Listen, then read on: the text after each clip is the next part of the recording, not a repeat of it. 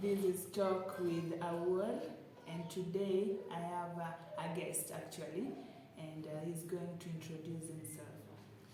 So, who is Alan?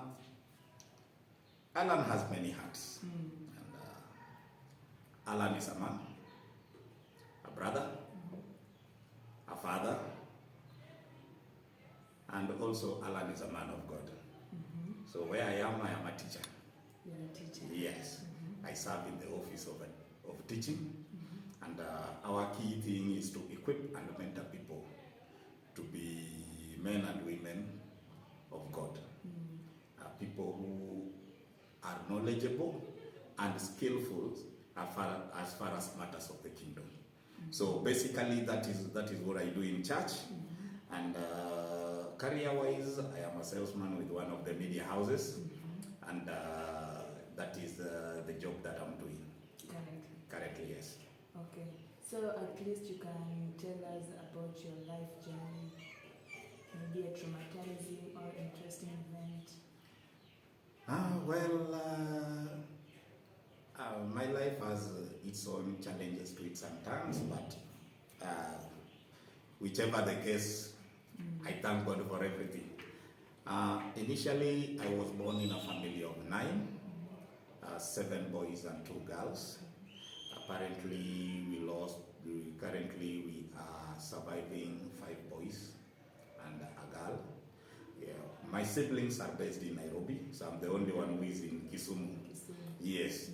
I did my primary in Lake Secondary School, as Lake Primary, and secondary I did in Kisumu Day. And I never went to college, but I studied privately, did a certificate in insurance. Yeah. I've been doing trainings here and there just to update and also upgrade my skills as far as my job is concerned. Okay. Yes. So maybe you can tell us the crazy things you did before you got saved. You see, being that I grew up in a family in which my father was a church leader, so my life has been on and off to church. Because when I was in school, I never saw the value of going to church, though we were literally pushed. And I remember my dad at some point used force in a way, because if you are not seen in church, then be assured that kiboko. You see, my dad was an elder in one of the Seventh-day Adventist churches. So he rose above the ranks and became an elder. So being that I'm a son of an elder, so there was that pressure to keep up with certain principles in which you must do, and there is no negotiation about it. You just have to do it. If you don't do it, then there are certain consequences that you have to face. And I grew up with that.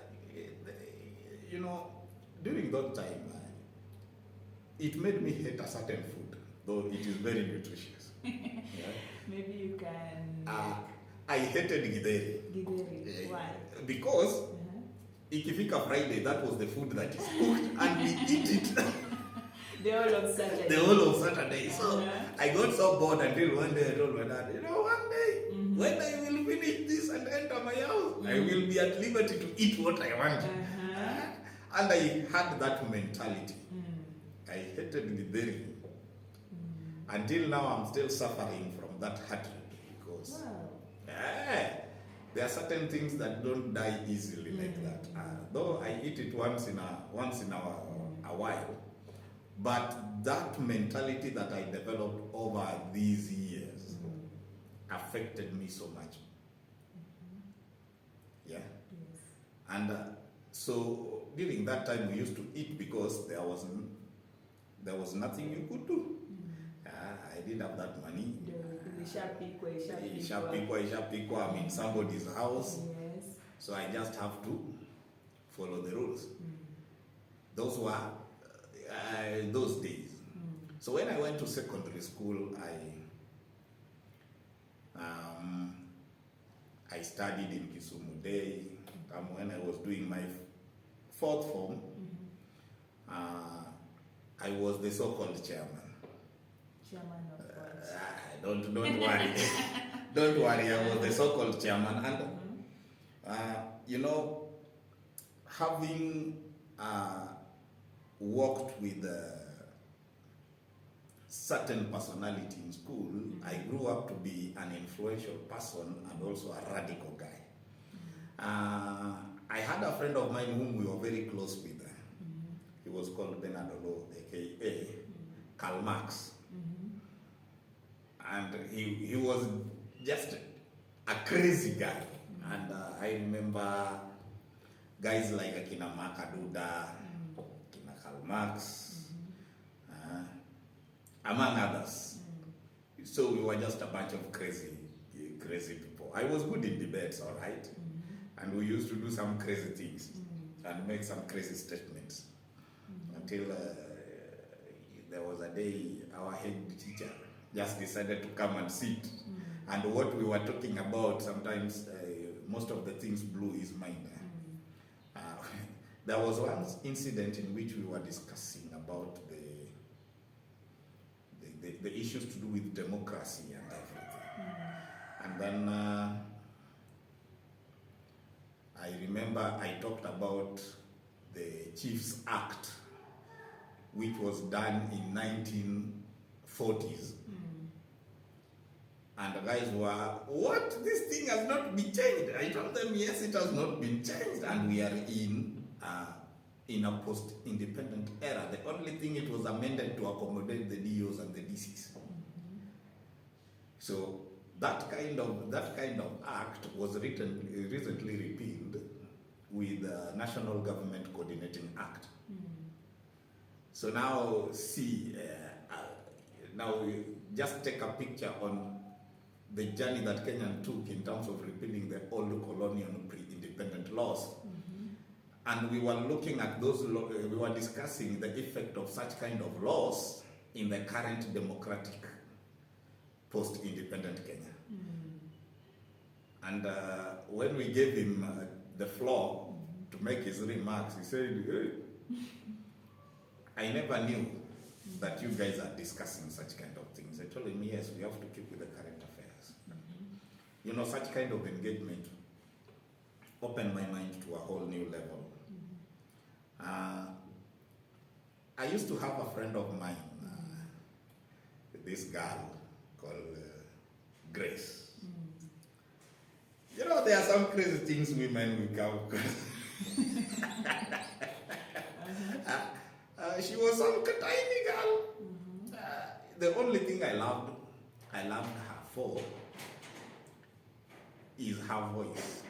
And she was, so sometimes I take, she was a tiny girl, I take her, put her on my lap, and I now talk to me. And guys were thinking that we were grooving, but we never had anything. I was just crazy about the voice. The voice. So after school,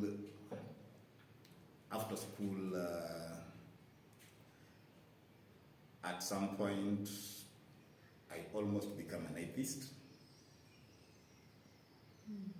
So, reason? I was seeing no value that of going to church and to pray. So, and I remember one day we had a very tough conversation with my father, and I told him, Bana, you are there because of the position that you are holding. I don't know, maybe there may be some benefits that you are getting by virtue of your position. But me, I'm seeing no value. So now convince me. What value can I get? And he had no words. And for the first time, I saw my father cry. In front of you? Yes. After saying that? After saying that. How did you feel? I had no remorse. told him, you are seeing the value, but for me, I see no value. So after that, I finished school. Then my cousin introduced me to music. Music, which type of music? We were Secular. Secular. We were doing secular, and I learned playing drums in a secular band. Okay. And they had a contract with some club in Cornell, and so I used to go there, train, and then I was given a chance to play. Sometimes I would do the vocals and stuff like that. Through music, in my class, the prefect ended up to be a dancer, and there was a day they came to perform, and we were the guys who played that song that they danced. They formed a group called La Capital. So by then I was attached to this band called Mass System. So we used to do all that kind of stuff. And when I look back, most of the people died, including my cousin. So virtually the last contact I made with one of them, who told me the rest of the guys died. So it was that I was a young lad with hanging up with guys who were above my age big time. It was partying and drinking and partying and drinking. So one day my mom came and she saw the kind of lifestyle I'm living. And there was a time I came home drunk, like a dodo. He told me, hey, my son, is this the kind of life you want to live? And it was such an emotional expression. And being that I loved my mom so much, the following day I literally packed up, went home, spent 1.5 years. So when I came back, I got a job as a pharmacy assistant. So during that time, nilipotea friends wangu, so I used to run around just to catch up and see. So most of my friends whom I was close with were in church. So they used to tell me, Alan, why don't you just come? And I would say, okay. So I started going to church because of my friends. After church, we could have tea, go for a beer or two. After church. After church. I remember one day, there was a bash, and we went for that bash, and we drank ourselves silly. Coming to church early in the morning. So the 5 party animals were put on the pulpit, and we were like, what the heck?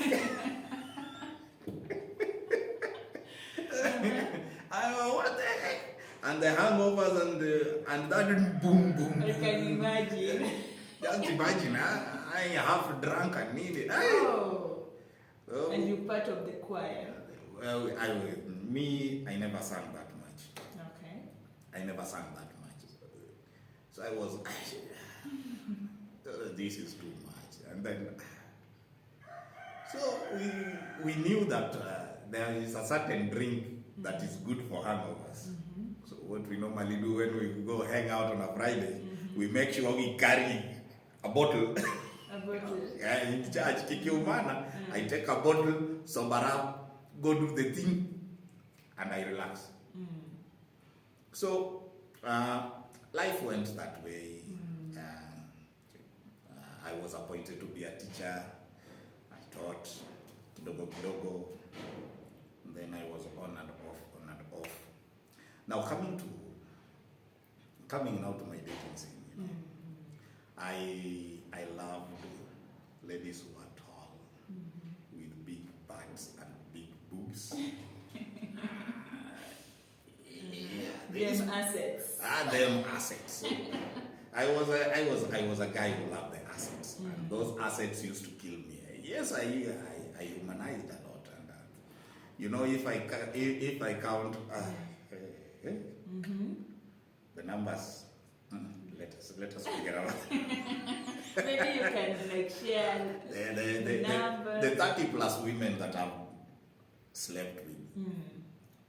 you know, it may sound crazy, but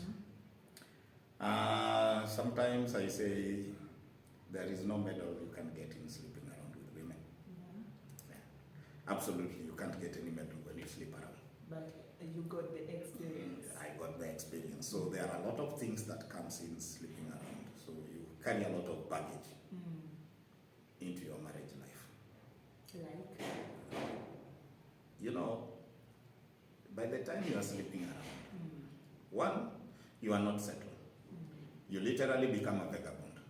So for you to settle in a relationship becomes a problem.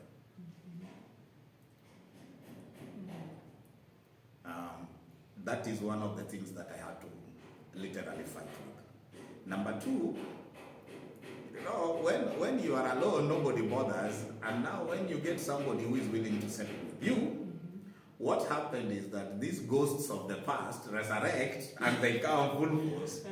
And haunt you now. Man, you are literally haunted. I remember there was this lady from Nyakach whom I was speaking to shortly before I got married. When I got married, 3 months later, she came back fuming. She wants me back. And it was hell.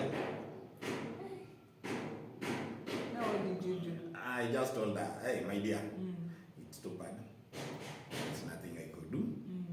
So I just continue with the life. There is one secret that I've not disclosed. And this is a very bad experience. Those were the days which I was drinking, and this is what happened. A neighbor of mine had a friend, and this lady was so sweet, and she was very nice. I didn't know that she had grown-up daughters. So, nilimkatia, akaingia box. So after a while, her eldest daughter fell in love with me supposedly, and she became her mother's rival. Because of you. Because of me. And how can my mom get a cool guy like this na mimi sina? Huyu mtu ndio lazima nitamchukua. And it was that bad. So I was just seeing this girl come in and she's all over the place on me, and I told her, hey, go slow. Because in my heart I felt there is something wrong. So now, after a while, upon doing my due diligence, that is when I realized that she is my girlfriend's daughter. Now what did you do afterwards? I just, it was a crazy decision, but I just told the mother and the girl, please, I don't want to create problems in your house so that you go fight with your daughter, but we can't just continue. And she took it that way, or it was drama? It was drama. It was drama. But me, I just stood my ground and said, I cannot sleep with a mother and her daughter. And I cannot be the cause of animosity between a mother and her daughter. So, the few friends that knew what happened, we swore to keep that secret until today. Until today. So those are the kind of dramas that we used to pass through. So in the meantime, I was on and off in church, on and off in church. On and off in church, I had my this lady whom I had a stint with. She's the lady who made me to become a father. So we had a boy with her, and then shortly after that, when I lost akaniruka. So I literally saw my boy go, and there was nothing You couldn't do. I could do. So I had to mourn like somebody who is in a funeral. And that was the most heartbreaking moment I've ever had in my life. Though I've been heartbroken severally, but that was the worst experience I could have. I did what I could do, but there was nothing I could do. I just watched my son go. Meaning you've never seen him again? I've never seen him again. And I just pray God to keep him wherever he is. And I hope that one day I'll see him. The only thing that I've remained with are the photos and documents. Which sometimes you do check. I do check, but they are not in my custody, not in my files. They are in my wife's custody. So if I have to access, I had to literally ask, would you mind showing me the photos of Dawn and stuff like that? And sometimes it's tricky. It's tricky. So I had another one. Also came with his own challenges. And we broke up because of the issue of children. Children. Yeah. So this is what happened. When we discovered that it is challenging for her to have a child, what happened is she did a ukarabati. And one day, she came with a baby boy in my house and I could not agree with it. So From where? I don't know from where. So She that didn't explain? She didn't explain and she could not explain. So I was given an ultimatum. It is either you accept this boy as your own or I go. I say, no, if you cannot tell me where you got him from, I cannot accept that. So if that is the case, just go. And she went. So when she went, I took some time and healed up. Then I got with this girl.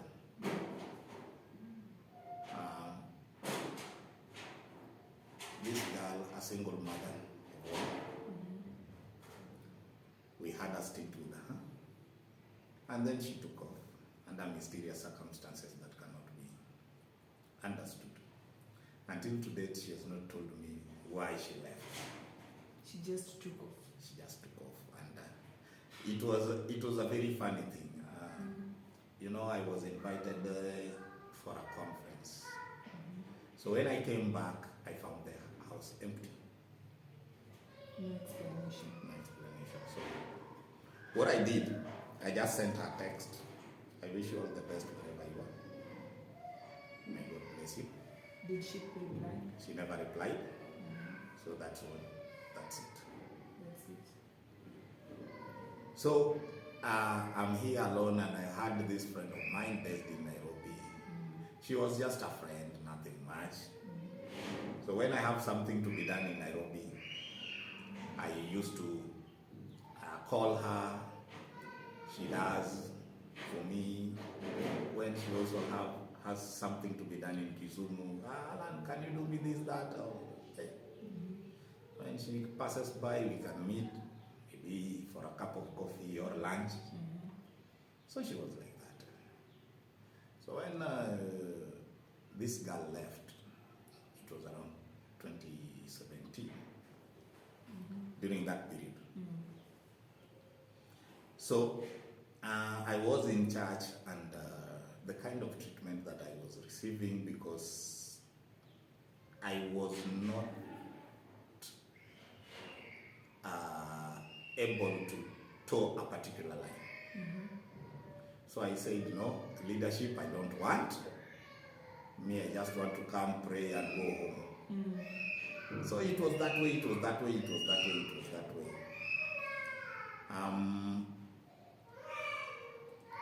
Then one day,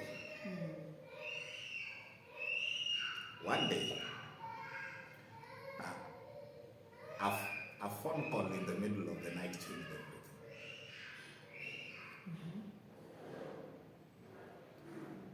So she called me and said, Alan, you see, this and this and this. So the conversation went personal. Both of us opened up to each other in terms of our goals, our aspirations, our fears, and our hopes. And one thing led to another, and the rest became history. So,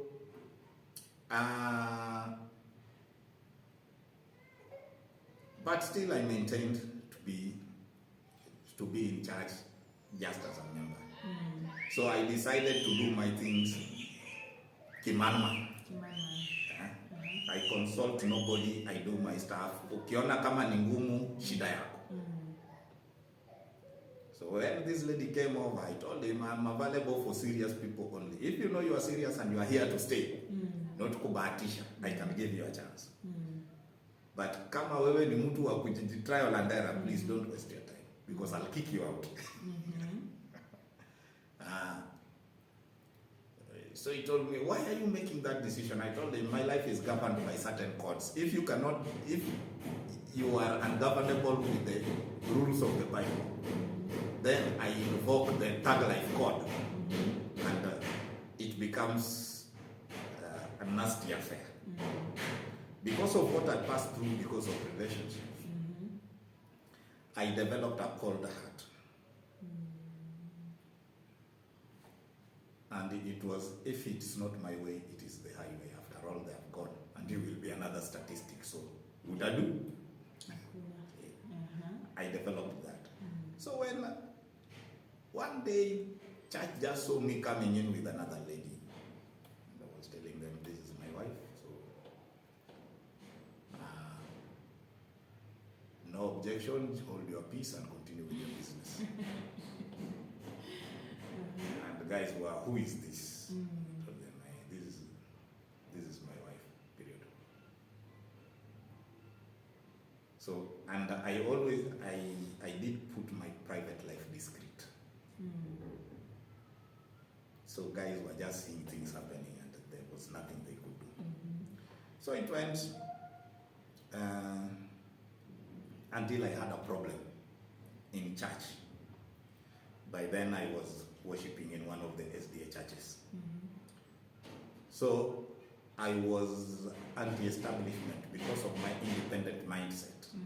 And I was not afraid to talk truth to power and to pinpoint what was happening. So that gave me, I ended up having costly consequences. So it went that way. So my friends who are close to me in church were warned not to associate themselves with me because the establishment wanted me to be isolated. So it went until one of my friends was literally beaten in a church board meeting when he asked, what wrong have I done? Whoa. So when he was beaten by the pastor. By the pastor? Yes. He was beaten by the pastor in a church board meeting and it was all drama. So when I was called and I was told the thing, so I sat and thought. So when I went to, they called me in a meeting. So I went to that meeting that Sunday evening and I said, if these guys, what is wrong with them? Do they have balls? Why are they going to people who are innocent? If they have anything to do with me, why can't they just face me squarely and within it? They knew very well that there was certain information that I had which were detrimental Secondly, I stood and rebuked certain kind of teachings that were being done in church, and I said they are fake. So they wanted to indict me on issues to do with indoctrination and apostasy. And I told them, if you want to indict me, then let it be done in plenary and before the whole church. And the plenary decide if I'm in the wrong. So based on the kind of information I knew, it will expose them badly. So they started using some unscriptural tactics to push me out. So it ended up having my friend with me. So because I was seeing how my friends were being harassed and stuff like that, so I decided to sacrifice myself for the sake of my friends, and I left that church. So I just went home and told my wife, I'm not going back to this church again. And that is how I left. So people were thinking that I was taking a break. But 5 months later, I told them, but you see, I'm sorry, I'm not coming back. Me, I'm gone.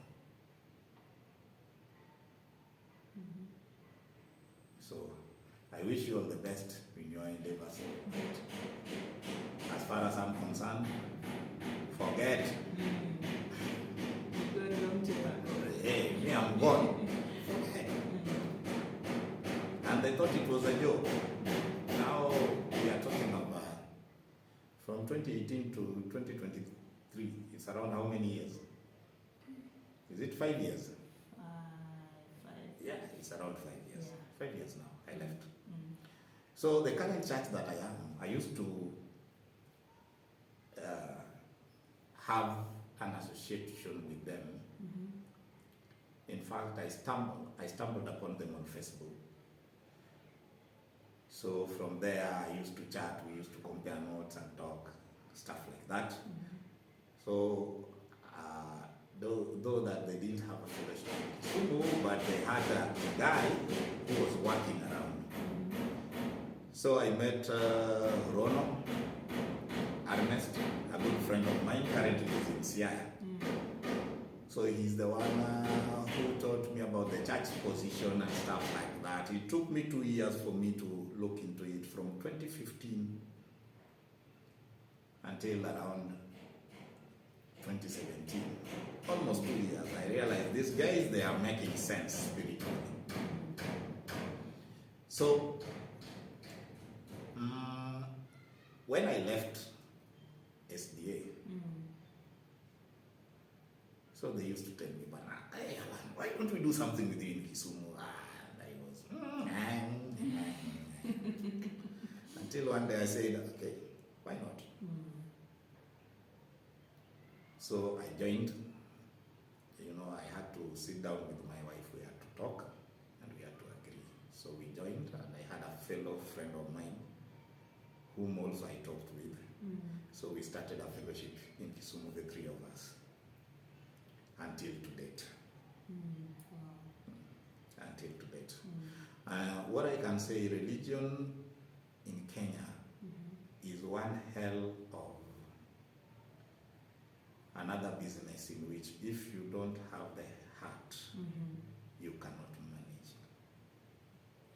And let me tell you, there are some little dark secrets. There are some little secrets. Let me tell you, the gospel in this world is commercialized. Because we have churches which are registered as companies. How can a church have shareholders? Only businesses have shareholders. There are churches which are registered as companies. There are churches which are people's organizations, like an NGO or something. Just for money. Normally from time immemorial, churches were registered as societies, not organizations or companies. But in late 1880s, in fact, 1900s, that is when companies started to be registered as churches. And you need to know which church you are going Is it registered as a company, as an organization, or as a society? Or it is state-owned? There are churches which are state-owned, and we know them. So it is up to you to do your due diligence and see. But most of us, we don't do research. We Yes. just go to church for the sake. You go to church for the sake of going to church, but you need to go where you know you have tangible, credible, verifiable information on what it is. Not just go to church because of preacher or because you've seen somebody whom you admire going to church. My friend, you will end up in a personal cult in which you will cry. A lot of people have been duped in churches because of their own ignorance. You know, Atwoli always says, Wakenya ni washenzi sana. And I agree with him. Wakenya ni washenzi. Because you go to some place and you are kept in the dark. You don't know and you don't do your due diligence to have credible information so that you can navigate your spiritual waters well. So you become a crying baby to somebody, and you see these people, I call them religiopreneurs and spiritual businessmen.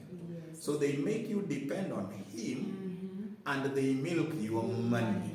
True. Yeah? They are there for business. They are there for business and to bring make worship. Yes. Sometimes they end up manipulating you. True. And when manipulation is used, that is pure witchcraft. And sometimes they use superstitious teaching to hoodwink you to believe that they are doing miracles. And they are nothing. These are shenanigans. And pulpit gimmicks, that is how I call it.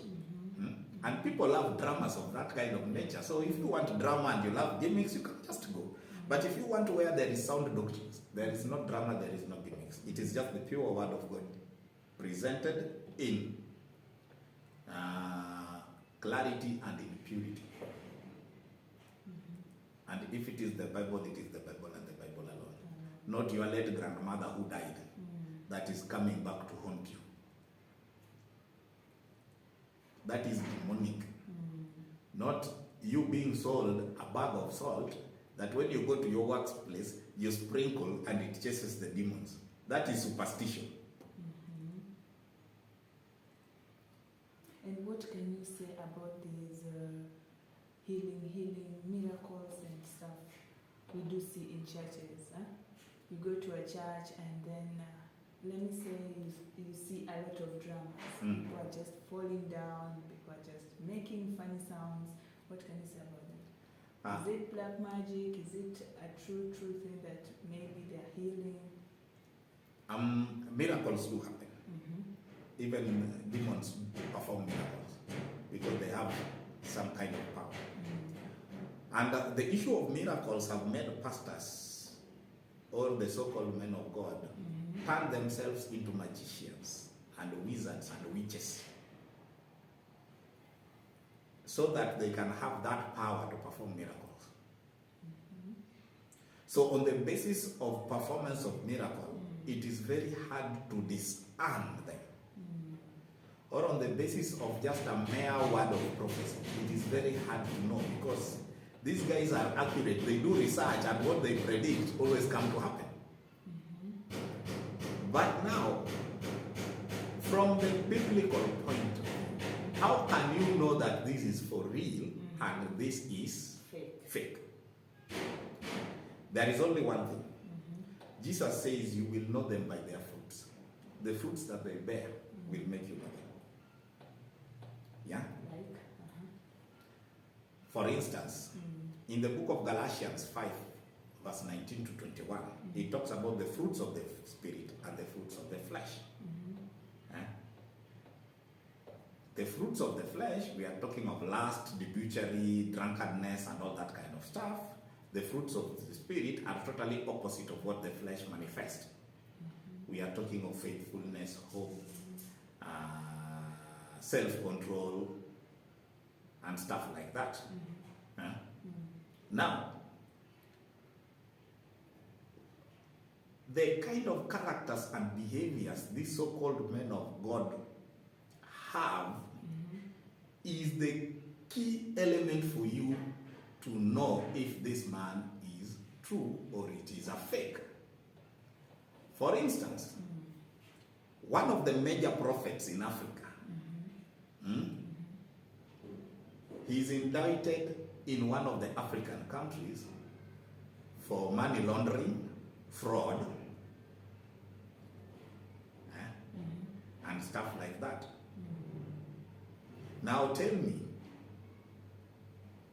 men of God are supposed to be above board and people who should be a good example to the society. Sure. Now, example of fraud and money laundering. Is it a good example? No. No, it is not a good example. One of the prophets in Kenya took over somebody's property. And when the children cried, their cries fell on deaf ears. And he claims to be a man of God who meets God every day, eye to eye. Who performs miracles. And even heal.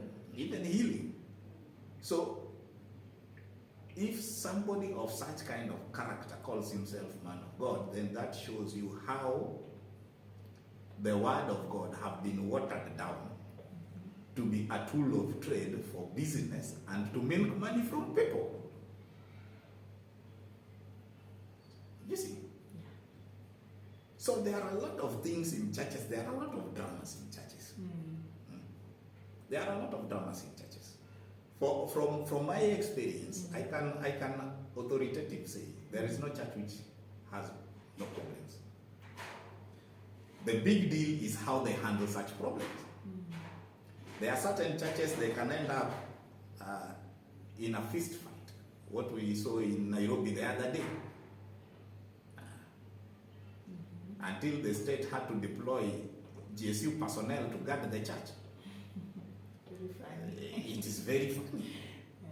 But those are things that happened before our eyes. So if we see such kind of things that are happening in churches, then the leadership of those so-called churches are questionable. And if they are supposed to be a good example to the rest of the people, that is a very bad example. And as a child of God, there is no business of you associating with such kind of individuals. Yeah. These televangelists that you see around, most of the things they talk about is purely witchcraft, superstition, and you never know the gospel that you preach clearly show the power that you represent. So you cannot be from January to January talk about witchcraft and superstition without telling this person this is what God wants you to do. The Bible is the man's manual to eternity. And it gives you practical tools and what you are supposed to do in the current age and time. But it is unfortunately, the word of God has been twisted and the grace of God has been watered down as a license to sin. That is why we have dramas in choir. That is why we have dramas in the pulpit. That is why in churches, we have a lot of things going on. Actually, I do hear that those people who are maybe in choir or maybe they are apostles, they have little secrets in there, but we outsiders, we think like maybe they're clean, they're holy, Maybe as a man of God who has interacted with them. Huh? Let me say this. Under the sun there is nobody who is holy, including me. I'm just a mere sinner who is saved by grace. And it is only by the grace of God that is why I'm in his service as a teacher. And I don't know where he will take me. Yeah? We are just mortal human beings. And we have our own baggages. But if we genuinely go before God and repent and walk according to his will, then he will turn us to be sinners who have baggages into vessels of honor for his work. It doesn't matter whether you are just a normal Christian who goes to church to pray, or you are in the rank of an apostle. The formula is the same. That is where God sometimes becomes weird. But it makes sense. Formula to go to the kingdom is the same. It is one. And the road is one. We go through Jesus Christ. Full stop. Whether you are an apostle or you are the Pope, you have to go through Jesus Christ. And whoever calls himself to be above Jesus, then that is an apostate. That is somebody who is an apostate and should have no business in religion. And it is demonic to equate yourself that you are in the rank of Jesus. Jesus is far much above us because he never came from this world. He came from heaven. And just a mortal me, mere being like me, I claim that I'm equated to Jesus. Come on. That one can't happen. So there are also, these men of God sometimes make outrageous statements that sometimes you wonder if they woke up and smoke bang in the morning. But they are drunk with the power and influence. So they think that they are in that category of Jesus Christ. No, all of us, me, you, Prophet War, Apostle so and so, and the likes, all of us are sinners saved by grace. And we are just serving in our respective churches by the grace of God. God is never short of personnel who can serve him. But it is by his grace that we are there. And if we fool around, we will be kicked out of that office. So every game has its rules. And also we need to follow the rules the way God wants us to follow. So as a man of God, maybe a normal Christian has come to you, you advise, because maybe he or she is addicted to these adult contents or masturbation. What do you normally do when someone approaches you with this issue? Adult content and masturbation is one of the most challenging issues that are facing Christians today. Not only Christians, also the world. When I look at during the time of the COVID-19, pornographic sites enjoyed streaming of up to 56% of the total streaming globally. And the rest of the sites enjoyed 44%. So look at that gap of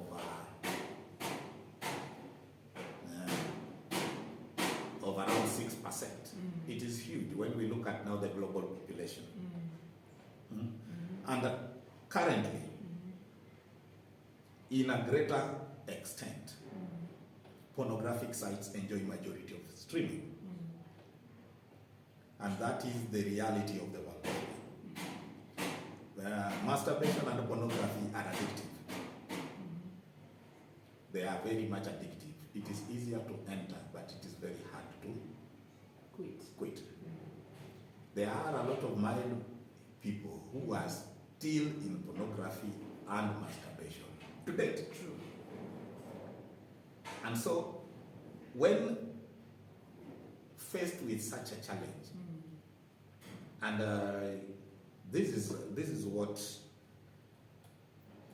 I want to share with you on how to quit such kind of things. Talking from personal experience, there are certain things that are very hard for you to leave. So what you can do, number one, you need to pray, because there are certain things only God can sort you out. And then number two, you must discipline your body. You must bring your emotions under control. You must be in a position to control your emotions. That is when you will be able to have that discipline to maintain the walk. Because as you keep on watching and practicing, it opens the floodgates of lusts in the heart. So you will continue doing it even without thinking. Now you need to consume the relevant content. So you have to forget about watching porn and thinking about masturbation. So you start consuming something which is relevant, something which can build you up, things that can have a positive impact in your life. And then, sometimes we can be influenced by friends.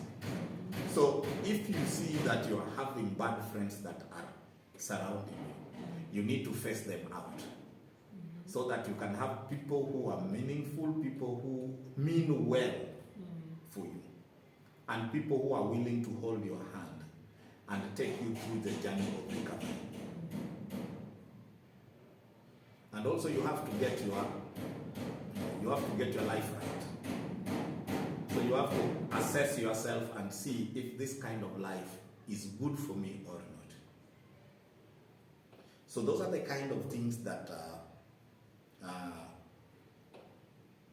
somebody should think of, or should try doing, and see if there can be a change. Okay. Yeah. But you cannot get out of such kind of things if you don't have God. Okay. And what advice can you give couples or those who are in relationships who are maybe acting those adult contents for money, or maybe they are engaging in masturbation for fun, something like that? There is no fun on such kind of things. Some of them even feel. Yeah, there is no fun. It brings short stint stardom, and then in the end of the day, the rest of your life will be agonizing, unless now God comes down to rewire you again. There are a lot of porn stars who are now currently leading miserable life, and they cannot be in a relationship because of their past. So due to that, you just have to change your lifestyle and cry to God, so that God can come and deal with your past, help you deal with your past. If you accept that your past is bad and say, okay, I've been doing this, but now God, I pray, help me to change. God will surely help you. For those who call upon His name, He will hear and He will come down and He will sort them out. And so,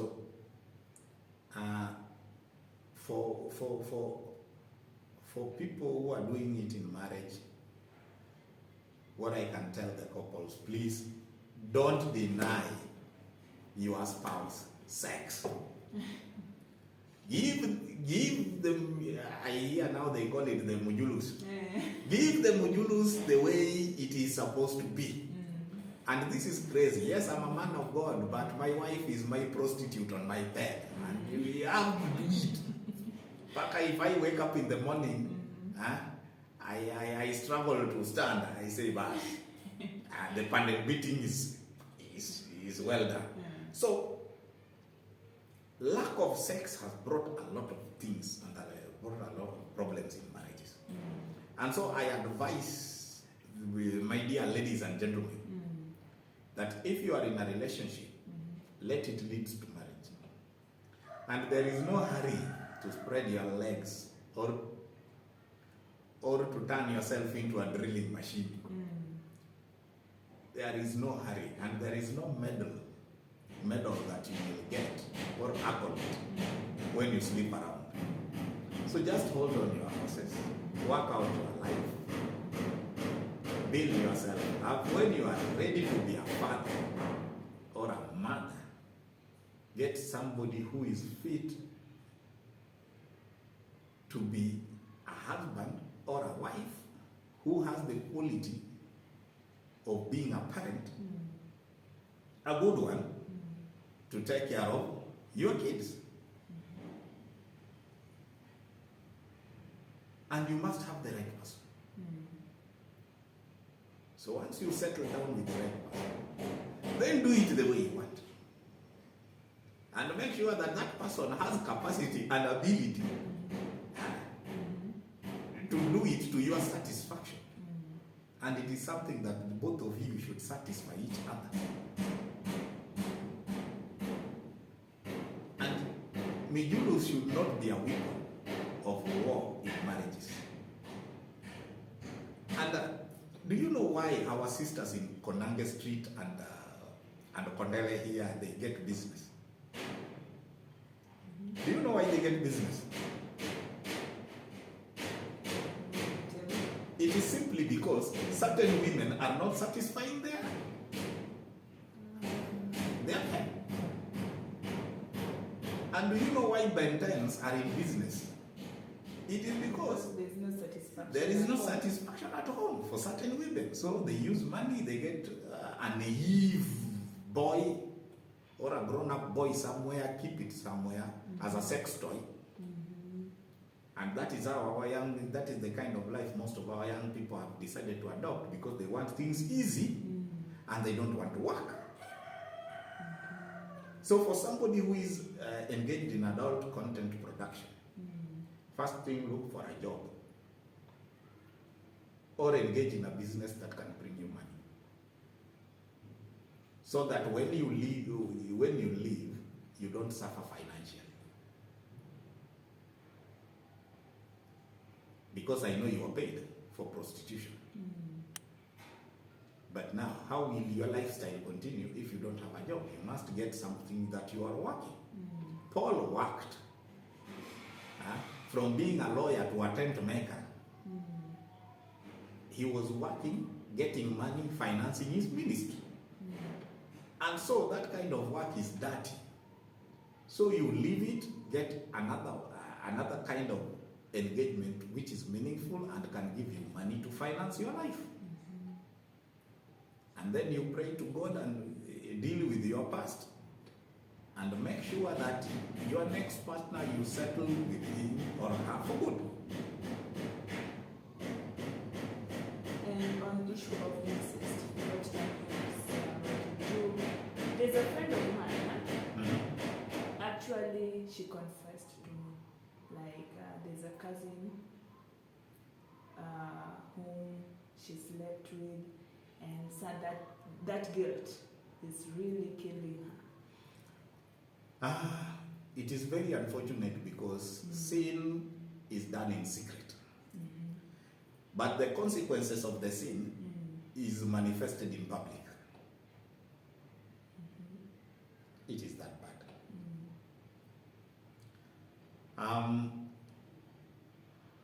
If that guilt is there, you just go to God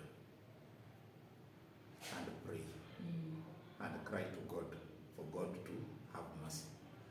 God will give you mercy, and God will sort things out.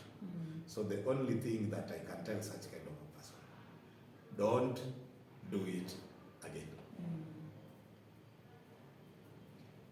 There are people who have gotten children out of incest. And the most tricky bit, if that child learns like that his grandfather is the biological father, how can it be handled? Because in one way or another, that child will know the truth. And try to imagine the picture in which that child will learn. That is why in some communities, they dispose of such kind of children immediately after birth. They are disposed. Because it is a shame and a disgrace. So this is where now discipline comes in. If the parent could have given a good example to the kids at home, such kind of issues can't happen. So the kids will know their boundaries. The kids will keep their boundaries. The kids will be able to develop that strong character that is fit for this life and also is fit for the kingdom of God. But unfortunately, now the parents of today, they are just left their kids like that. They can do anything, behave anyhow. And sometimes it's very tricky for single mothers who came into the marriage with the kids. Because mostly such kind of kids are targeted, for instance, because the guy knows that this is not our blood. He does not carry our DNA, so he can just fool around with it.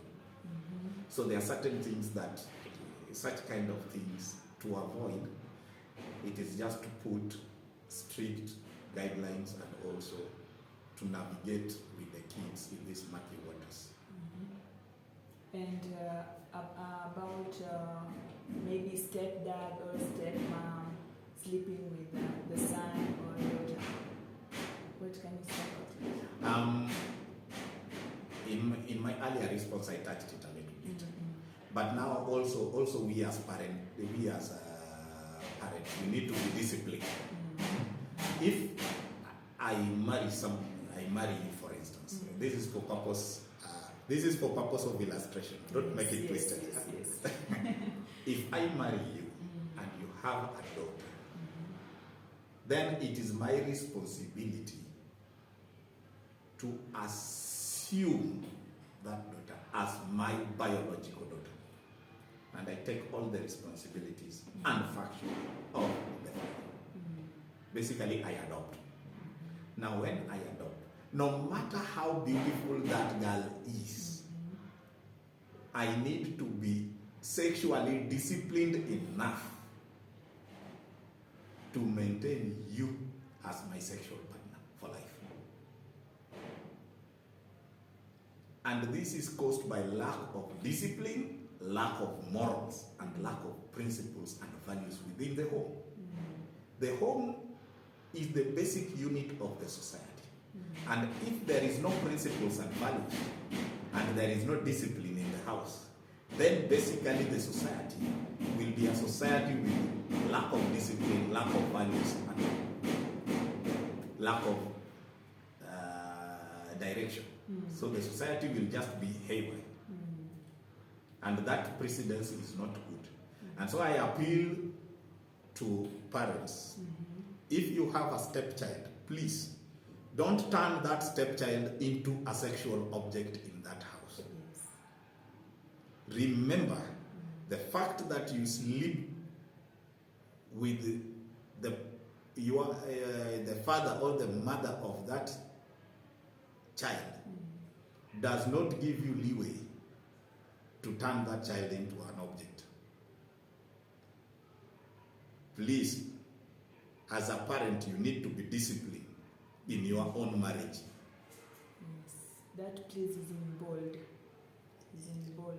Yes, we have to say the truth, because what if now the culture of LGBTQ AA+ is entrenched in this country? which kind of marriages will we have? Imagine now, my son comes with another boy that this is my love, I want to marry. I cannot entertain such nonsense. What can you do? If he cannot draw the line, I can go to the extreme of denouncing him as my son and allowing him to go. But they say that they also have a right. There is no rights in abomination. According to the Bible, it is an abomination, and such kind of behaviors should not be entertained in the society. Me, I'm a Luo and a proud African. And in my African culture, such kind of things are an abomination. And if you are found, you are banished in the society. And let's say you have a small kid, a boy, and you start seeing some weird behaviors on him, like maybe he doesn't want to wear trousers. He just wants to wear skirts or dresses. What can you do to that kid? Biologically, if he's a male, Yes. he has to be taught to be a man. He has to be taught to be a man. Yes. As far as African culture and also the biblical principles is concerned, there is no trans. You see, if God identifies himself in a specific gender, who are you to bring your own thing? There are some parents who you'll hear them say, mwache tu, even ndivyo wako. So your story ya mwache tu is the beginning of bringing problems in your house. Now when that kind of characteristics mature, what will you do as a parent? It's not too late. It is too late. Seeing your legacy, your legacy is messed up and going down the drain. You know, as parents, it is not just a matter of having kids. No, it is a matter of bringing up a legacy. So when you look at it in terms of bringing up a legacy, which kind of a legacy do you want to leave in this world?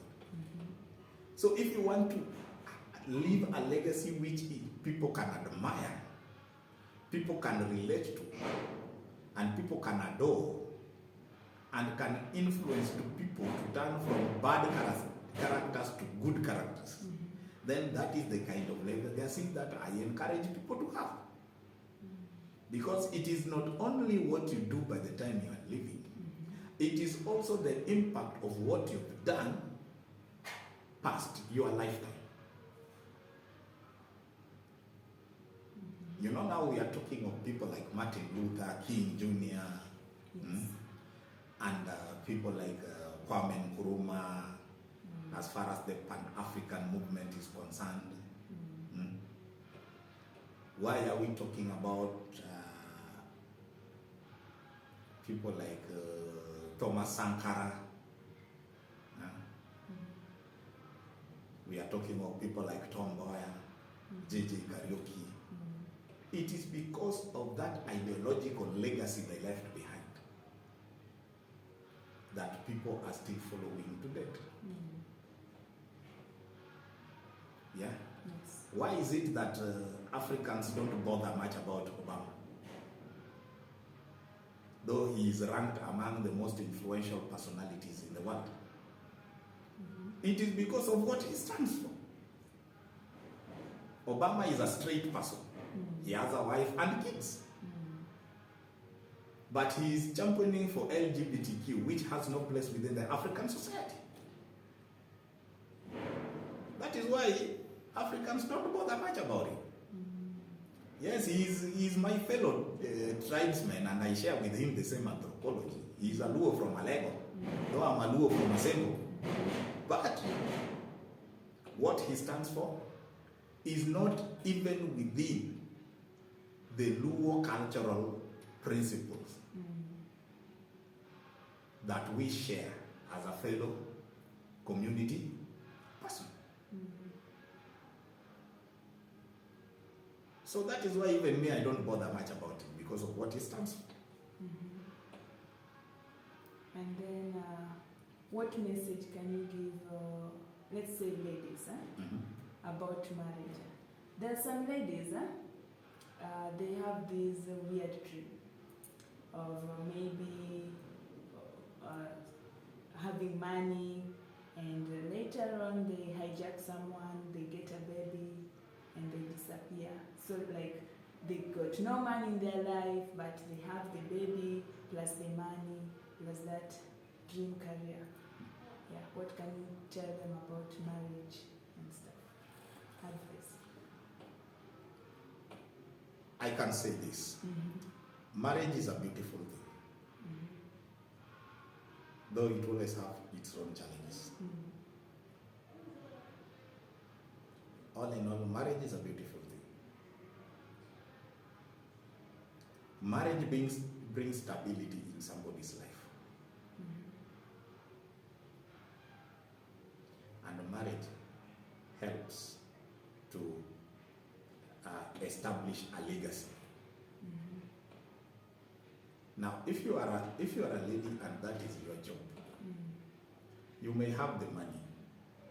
Now, what if that kid demands to know his heritage? What will you do? Wengi wao husema baba alikufa. Yeah, baba alikufa. But the day that kid will know the truth, after you've told him that baba amekufa. Yeah? When that kid will know the truth, that is the end of your relationship with your kid.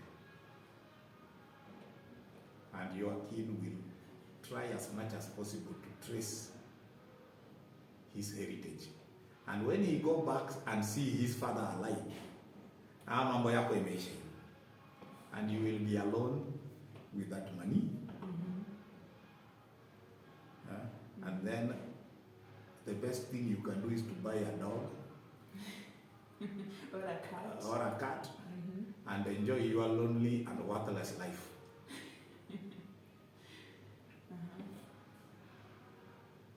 You know, such kind of things has been peddled for a long time, and have had stories of regrets,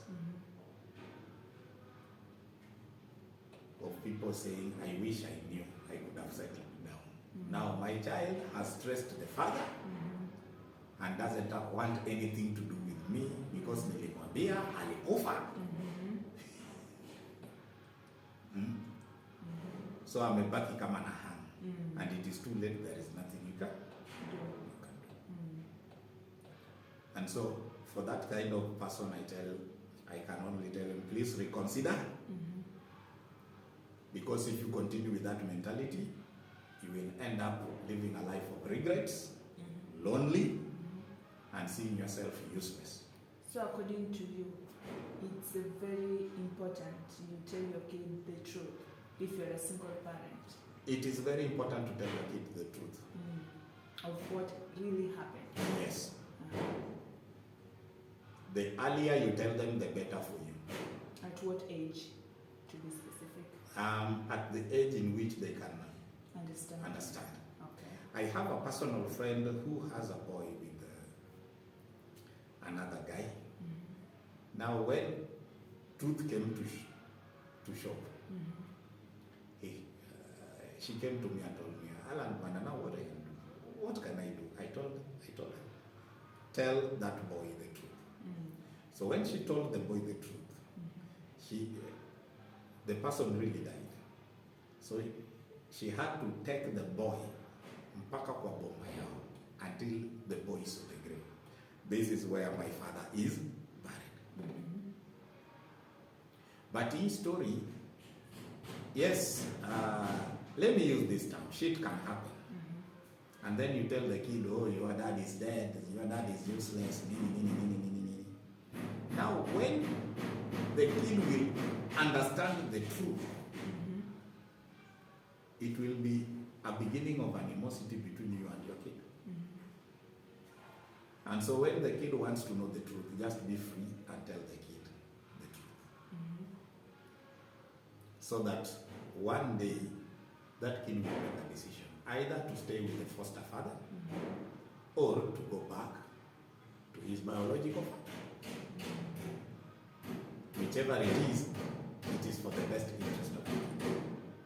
Number two, to avoid a situation in which you see the siblings ganging up against your kid, who is supposedly born out of wedlock, that kid should be told the truth. And then ajipanye. And kama ni mzuri, if you are in another marriage and you have kids and shit happens, I strongly advise that you stay the way you are to give reconciliation a chance. But if you decide to hell with it and then you rush to another marriage, it is prudent that you go fresh.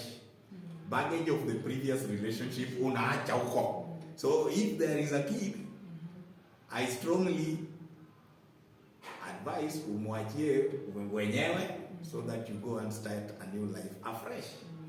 But when we look at the Bible, divorce is not acceptable before God. And in fact, God hates divorce. And even me, I've gone through it. I've done what God hates. He hates divorce. And shit happened to me. And I've done something that God hates. But now, if you've done what God hates and you end up settling somewhere, whether your second husband is dead or you've left him for a reason best known to you, you are not supposed to go back to your first one. You are not allowed to go back. When you lienda, you can settle elsewhere. Uende na uende kabisa. Is it a must for someone enters marriage? Yes. Why? Marriage is for companionship.